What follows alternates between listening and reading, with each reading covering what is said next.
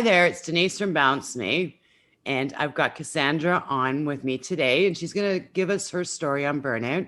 But first, we'd like to hear a little bit about what Kassandra's world is like. Hi, everyone. I am Kassandra. I am a recent entrepreneur. So I started my journey only a few months ago in the social media world. So I am a social media manager. And before that, I went to university and college twice. So I've done a lot of schooling before I decided to open my business. But here we are.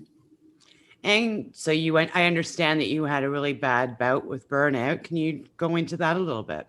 Yeah, for sure. So moving on from high school into a university setting was a bit of a shock. Our schedules were kind of all over the place, to be honest.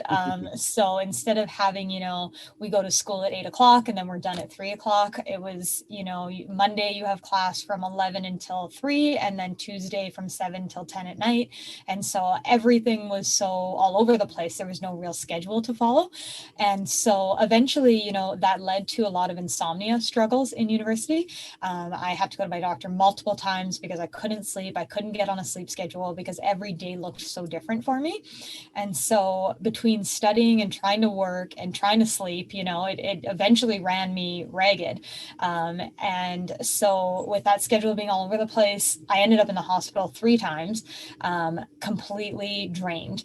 I passed out at school. I passed out at home, where my body just completely shut down. So they brought me to the hospital. We weren't sure what was going on. We were doing a bunch of tests. I was never admitted in any case, but I did spend, quite a few hours there doing all the tests and getting all the paperwork done. They pumped me up with an IV, and I ended up leaving feeling all right, a little tired, but we were back to kind of normal. So my parents noticed that a lot in my life. I would try and run like crazy, do everything, all the tasks, and then end up quite literally in the hospital because I couldn't keep up with everything.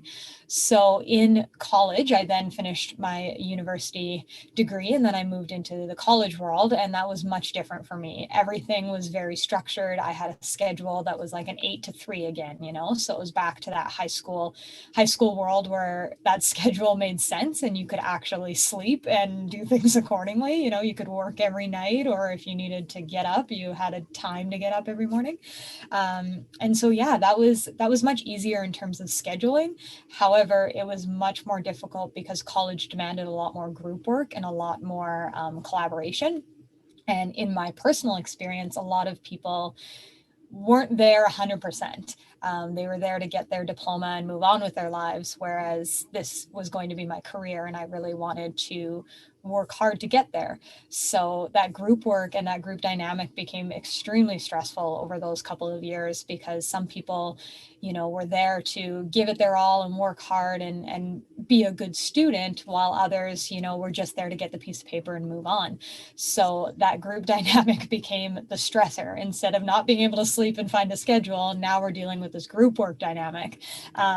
Luckily, I actually went to the doctor throughout the experience as well, just for random things here and there. And he sat me down and we had a conversation, and he just by looking at me, he wanted to run some tests. At the time, I didn't know what was going on. I was like, yeah, sure, okay. So we ran some tests, some iron, all these kind of things to figure out, why I had low energy. And during this process, my boyfriend was getting surgery. So he was just getting like a simple nose procedure, no big stress, nothing like that. And so when he came out of the surgery room, I was there with his parents. All was good. Surgery went well. And then I passed out. Luckily, we were in the hospital and I had to go again downstairs with his mom. He's trying to recover from surgery, and here I am in the emergency room. So we laugh about it now. It's hilarious. But at the time, And yeah, at the time I was like, what is happening? Why am I feeling like this? yeah, So again, blood reports, all that kind of stuff. No one picked up on anything. My doctor behind the scenes, was running some different tests. And he then called me and said, we want to run more tests. So now I'm starting to worry, what's going on? What's happening? Why do I continually feel like this? We want to run more tests. Okay. They sent me back in, do all the tests, and it ended up being a genetic disorder called Gilbert syndrome. And lots of people have never heard of this. It affects like 3% of the population, no big deal. But what it's doing is my the toxins that break down the red blood cells to process through your liver, there's too many toxins in my body. So when I hit high stress situations or anxiety, like any kind of high stress environment, my bilirubin shoots up, which causes the like there's just too much toxins in my body and my body shuts down. So it took us 5 years to figure out why I kept ending up in the hospital during these like high stress situations. And now I kind of have an answer, and I can adjust accordingly and kind of plan out my life a little bit easier. Obviously, school is very stressful for anybody who's going through it. And that system isn't quite the greatest, but knowing that beforehand, I think I could have managed my situation a little bit better and really tried to understand, hey, this is too stressful. I have to step away or I'm going to end up in the hospital kind of thing. So yeah, I've been burnt out a few times and ended up in the hospital because of it. So yeah. And that's the thing. Like, I know with working with a lot of clients that there's a lot of sort of underlying health issues that are agitated by overworking or overwhelming yourself and burnout. And just like in your case, so how are you when you manage your stress? Like, definitely. Yeah, there's a lot of, and oftentimes we don't realize it until there is something wrong. You know, it doesn't show itself until something has happened, and now it's either too late or we don't have the answers. So now, you know, I'm very aware of the food I put in my body, because that can also affect it. You know, like a lot of dark meat or red meats and stuff like that can be a problem. Heavy foods. But just being able to stick to a schedule, so going to bed around the same time, waking up at the same time, kind of keeps a structure to my life. And then knowing my limits and playing within them, if you want to use it that way, you know, knowing that I can only take on 5 or 6 clients in my business and run it to the capacity that I want to, because each of my clients, each of the people I speak to, I want to give them 110% all the time. And as we all know, that really drains your energy and really drains your social abilities, right? At the end of a conversation, you just want to take a nap for a bit. So yeah, I really try and make sure that I am scheduling things accordingly and taking on as much as I know I can, instead of overworking and then trying to figure it out later. now, when you were in burnout, what were some of the symptoms that you were experiencing before, you know, your collapse, I guess? Before we got to that point, for Yeah. sure. Yeah. So I was extremely tired all the time. I didn't want to get out of bed. I mean, I'm not a morning person to begin with, so that was always a challenge. But even more so, you know, I was so tired from everything. I didn't want to be around people because it was almost exhausting to be around them. Not in a rude way in any capacity, but it was just, that was more energy that I had to exert that I just simply didn't have. Feeling dehydrated, just feeling sluggish, obviously stress, just very short tempered and not being able to handle situations as effectively as I'd like to. So yeah. And how do you think it affected your life, like your relationships or your work or your schooling? I mean, Yeah, it how work? definitely, sorry. Go ahead. No, it definitely took a toll on things, because, you know, I'm trying to, at the point I didn't have answers to why this was happening, right? I'm like, I'm just trying to do everything, so it's not going to work. My body's like, stop. If you don't stop, I'll stop you, kind of thing. Yeah. And people used to tell me that all the time. You're doing too much. You're doing too much. But in my world, you know, if I didn't stay busy, then I was bored and not doing enough. So it took a time to learn how to balance that and realize that just because you sit on the couch for an hour doesn't mean that you're not doing something. You're just taking that time for yourself, right? So in terms of relationships, my family noticed it right away. They used to say, you know, she'll run until she can't run anymore, and then we're in the hospital and we'll just redo it again and again. And it would be like 6 months, 8 month cycles where I just burned myself completely out, where my body just shut down. Yeah. And so my parents noticed it right away. My boyfriend was like, hey, you got to slow down. Like, can I help you? Can I manage something for you so that you don't have to do this? And eventually, you know, that takes a toll in your education too, because you're trying to be there and be present, but you feel like crap, or you just want to sleep. So there's all these factors that come in that you don't necessarily realize until after the fact, that these people are trying to help you or try to alleviate some of that stress. So yeah. Now, you sound so much like me. And I know when I first, you know, started with the burnout syndromes, Yeah. I was not treated properly in the doctor's office. It was like, yeah, you're fine, your blood work's fine, everything's fine. Did you go through the similar experience? Yeah, so those 4 times that I ended up in the hospital, my bilirubin levels were, I think, 6 times over what they should have been, and no one said anything. So the hospital was like, "Your body just shut down. You got to take it easy. Here's some insulin and go home," kind of thing. And when I got that blood work results back from my doctor, I asked him, can I have those blood work results from the times I was in the hospital? And your bilirubin, don't quote me on this, I can't quite remember, but it's between 1 and 3, and mine was at like 75. So why was that not addressed right from the beginning, right? So that was clearly an elevated level. There was something going on there. And so it took us, 6 years before anyone even said, "Hey, look at this number. That's not supposed to be like that." So it's definitely not the best best opportunity because it presented itself in all the cases. If it didn't present itself, then we can't do much, but it was there and no one said anything. So Well, on a lighter note, yeah. what steps did you take to, you mentioned the word awareness. Awareness is very, becoming aware of your stress levels and becoming aware that your body is getting tired. So, what steps did you take to start balancing your life? Yeah. So I think, finishing school was a big part for me. I think that took a lot of energy that it maybe shouldn't have. Obviously, school's stressful, and just getting the basic education is stressful. So I could do that part, but it was all the extras, the group work and the no sleep that really kind of ran me ragged. So finishing school really allowed me to take control over my schedule and over my life again. So I got what I needed and I kind of moved on. So from there, I was able to, secure an internship, which again was like a 9 to 5 situation. So I was able to gather a routine. And for me, routine is super important in my life. Some people can be very spontaneous. I'm not one of them. If you're not in my calendar, it's not happening. I tell my friends that all the time. Don't call me up for coffee tonight. I've already scheduled that I'm going to be in my pajamas. So but yeah, so for me, it was a lot of, finishing school, getting that step out of the way, and then just finding a consistent routine that I could stick with. And again, like in my own business now that I have to run, people know when you run your own business, you're working 24 hours a day. There's no kind of turn off. But I'm also very aware of that. And, we're not bringing the laptop into the bedroom, and we're not bringing work where it can't go. There are places where, when I need to sleep, I can't answer an email at 2 in the morning, So just having some sort of balance and structure in my life really helped me understand how my body works, first of all, and what I can and cannot do simply because of my health. Yeah, well, you need to take care of your health or you've got nothing, basically. Oh, exactly. It sounds to me just putting boundaries in place are a big thing for you.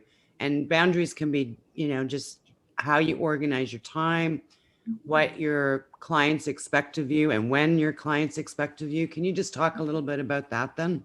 Yeah, absolutely. So with my clients and with my job, I obviously have a contract that I have in place with my clients, and I state right in there, I generally take Saturday and Sunday off, which seems crazy. I know everyone's like, Yeah. "What? You're an entrepreneur and you're taking the weekend off?"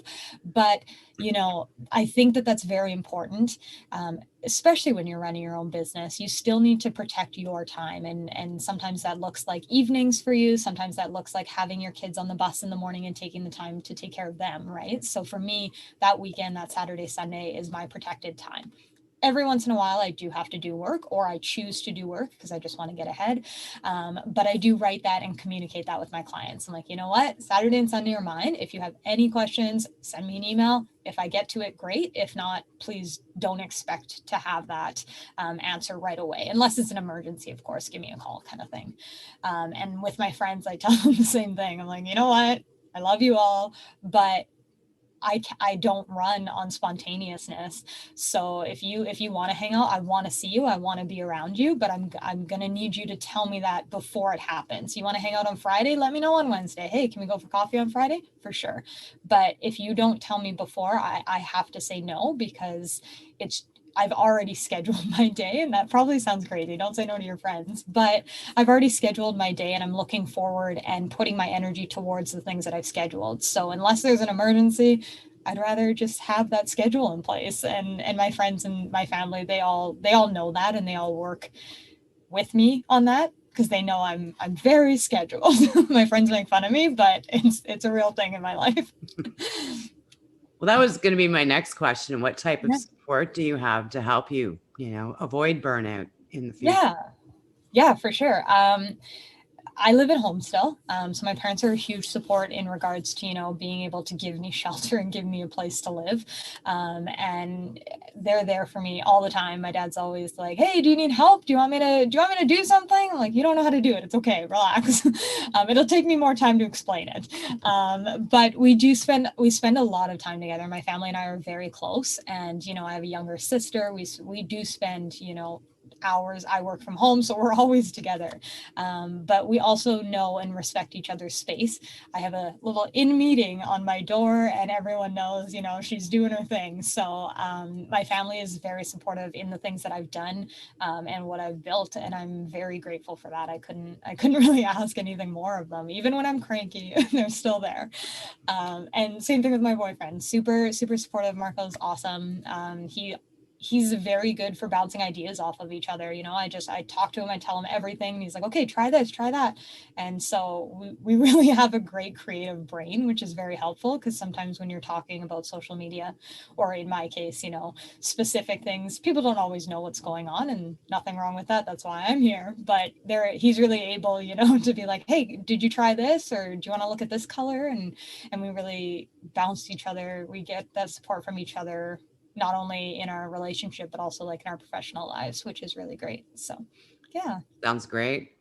So what's the advice you would give to women that are in business that are burning out? Yeah. And the thing is with school, because you are on a tight schedule, not only that, you've got all that homework and the research and all the extra projects that you need to do. Yeah. It is kind of like being an entrepreneur as well, because with an entrepreneur, especially when you're starting out, you've got books to do, you've got leads to follow, you've got all this. What advice would you give other women to avoid burnout? Yeah. Rome wasn't built in a day, and with my business before I started it, I took 2 months to build everything before I started it. So I built the website, I built the social media channels, I built the business plan. For myself, it took me 2 months of constant work. Some people may take longer because they have other distractions and other things in their life, but I sat down and did that for 2 months before I even accepted any clients. And I think having that base work in place allowed me to really open my doors fully and allow my energy to go towards clients instead of trying to finish my business plan or try to finish my website here and there. So just being aware of your time and knowing that it takes time. Same thing with education. I was in university for 3 years. I was in college for another 2 years. It's laid out like that because it takes time to learn and manage all of that knowledge. So don't leave it into the last minute and try and cram it in. Take that, if you have 2 months to do an assignment, take that 2 months and break it up so that you're not trying to do it in 7 hours right before it's due. You've taken that 7 hours and done it over 2 months. It's much more manageable. Yeah. Yeah. Now, have you incorporated any self-care into your life that you would recommend for other people to try? Yeah, so I have been a dancer my whole life. When I was little, I started dancing and I was like, this is what I love to do. That's kind of my thing. So when you turn 18, they kind of kick you out of the dance world and you kind of wander around. You're like, well, I want to dance.